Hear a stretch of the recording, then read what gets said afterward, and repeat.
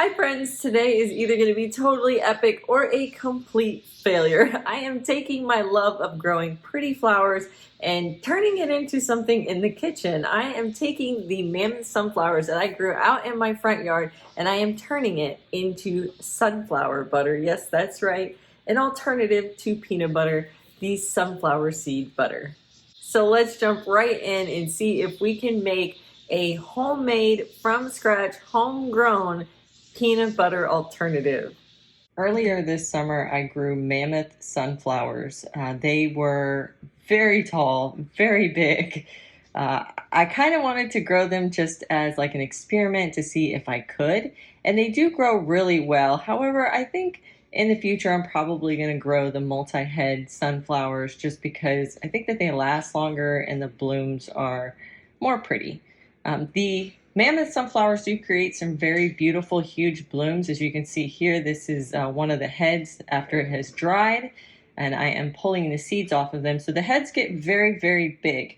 But that is somewhat of a negative because the heads become so big that the stalks can't hold them up, and then the head kind of looks downwards and it's just not as pretty of a flower. But since I had these Mammoth sunflowers and I was able to dry them out and harvest the heads for seeds, I thought I should do something with these seeds. So the first thing that I did was, once the petals of the flowers had kind of dropped off or dried up, I cut the heads off the plants and then I removed the rest of the plant and composted it. The heads I set on my patio here for about 2 weeks, and then after the 2 weeks is at the point we're at right now, where I am kind of pushing those sunflower seeds out of the heads. Now there is a little bit of like a fuzzy, I don't know what it is, but it's some sort of fuzzy thing that sits on top of the sunflowers, and I brushed that off at first, and then I was able to kind of pull those sunflower seeds out of it. And I'm just doing it over a bucket here to collect them all. After I collected them all in the bucket, I did lay them out on a tray inside the house. I kind of moved them from outside the patio to inside the house, and I allowed them to dry for another 2 weeks. So here they are on that tray. There was even more than this, but that's what I had on the tray at the beginning. So I'm putting them in a bag because I've read a lot about how to separate the seeds from the shells. And so the first way said to, put them in a plastic bag, get out all the air, zip up the plastic bag, and then take a rolling pin and crush them under the rolling pin with like a lot of pressure. And I did this for a few minutes. I put different levels of pressure.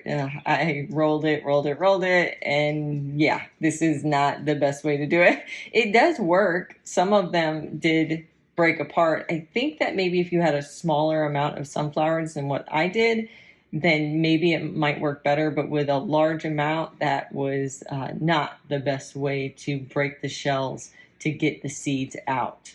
So after I figured out that that was not going to work for me, I ended up moving on to one that I think would work better. And that was, I put some of the shells, a small amount, into my Magic Bullet blender. I think you can use any blender, but I was using a small one because I wasn't trying to pulverize them. I was just trying to break them apart.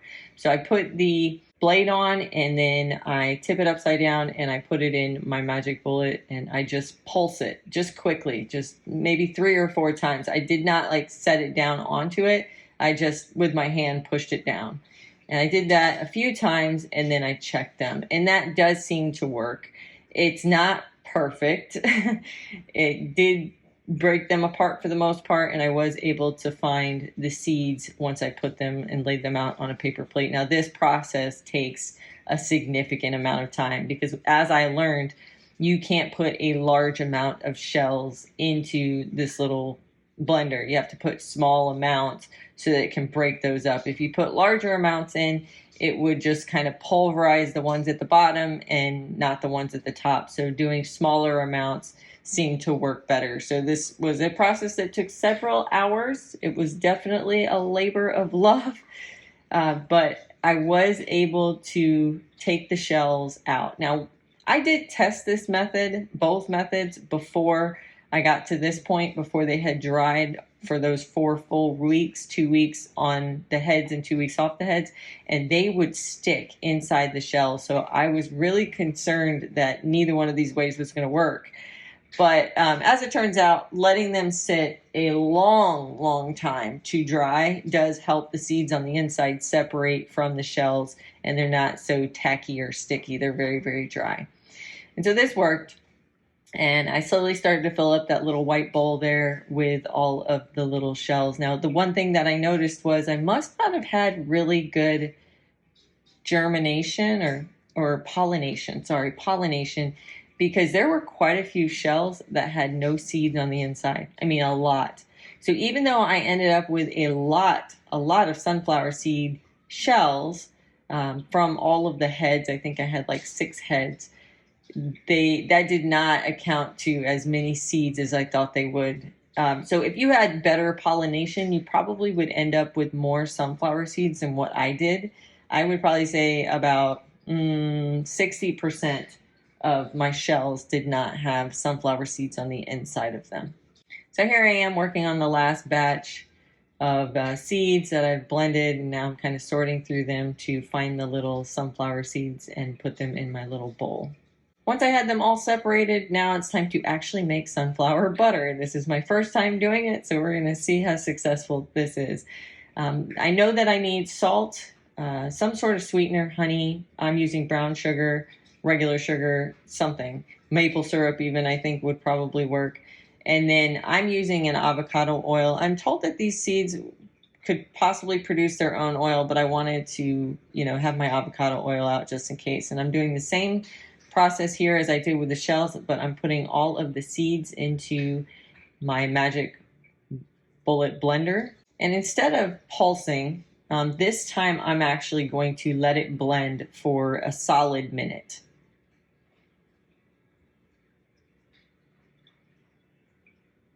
Now, while the seeds are blending, I did research this, and I do know that this happens in stages. So the first stage is you're blending it to get that coarse ground sunflower seed, almost like a sunflower powder. And then you have to let it set for a couple minutes so that it kind of cools down, because the seeds get very hot. But upon the second round of blending, it changes from a powder into more of it's starting to become a paste. It's kind of in between a paste and a powder. So some parts of it are still powdery, but other parts are starting to stick together. And so I attribute that to the sunflower oil. The oil that's in each one of the seeds is starting to come out.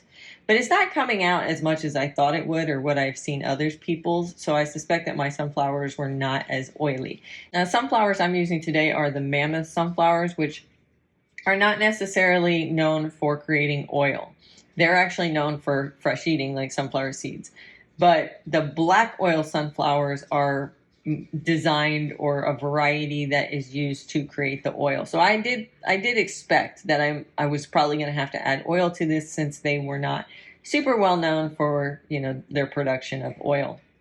So as you can see here, you can see it's kind of crumbly, but it's sticking together. So it has a little bit of oil, but at this point I realize I need to add some. So I'm just adding a tiny splash. I'm not even measuring this, you guys, but you can see there that was probably about half a teaspoon of oil. My goal is to do probably a full teaspoon of oil.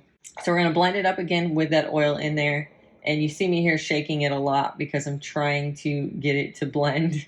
It is not like the easiest thing to blend. And in the recipes that I saw do warn you that this is going to be a long process. And by long process, I think maybe it took me about 10 minutes to do this part, which was not bad compared to trying to separate the seeds from the shells. So the seeds are now all ground up and they're getting stuck together, and the oil is starting to help. So I decided to go ahead and put my 1/8 of a cup of brown sugar into it, along with a little bit of salt. And I'm going to blend that up, hoping that maybe that's going to help with the oil sticking together. You can see here it's starting to get creamy, but I can still tell from here that it's still not creating that oily texture, that creamy texture that you expect from a peanut butter. So I am going to go ahead and add the other 1/2 of a teaspoon of oil. And I'm just repeating this process over and over of blending and scraping, blending and scraping, blending and scraping until I can get to the texture where there's like no more graininess to the peanut butter, or sorry, to the sunflower butter, and that it's starting to stick together in a consistency of peanut butter, like what you're used to. And as you can see, when I open it here, it's stuck to the top. And it is now a really, really good consistency. I'm very pleased with this consistency. It's holding its shape just like peanut butter would. If you flipped peanut butter upside down, it would, hold its shape. I'm going to do one more blend on this just to make sure that it is as creamy as possible.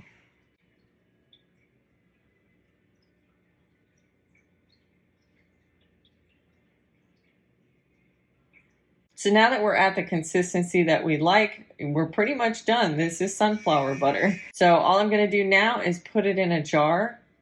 And you can do one of two things. You can either put it in the refrigerator and it will keep for months that way, or you can leave it on the countertop and it will keep for probably about 2 weeks at the countertop. Now, you're probably curious, nobody puts peanut butter in the refrigerator, so why would we put sunflower butter in the refrigerator? And that's because we're not using those hydrogenous oils or anything like that. We're not using any preservatives. All we have in here is avocado oil, brown sugar, sunflower seeds, and a little bit of salt. So it doesn't have any way for it to preserve it in a long period of time, unlike some of the processed peanut butter in the grocery store. So that's why it's probably beneficial to put it in the fridge. It's going to last a little bit longer. But if you plan on using it right away, no problem with leaving it on the counter. I plan to use mine right away. We are making sunflower butter and strawberry banana jam sandwiches. So I knew that we were going to use this up fairly quickly and that I didn't need to put it in the refrigerator to last very long. In fact, it was gone in a matter of days. Thanks so much for spending time with me today in the kitchen. If you want to watch a couple more of my videos between now and my next upload, I'm going to pop them up now. Happy gardening, guys.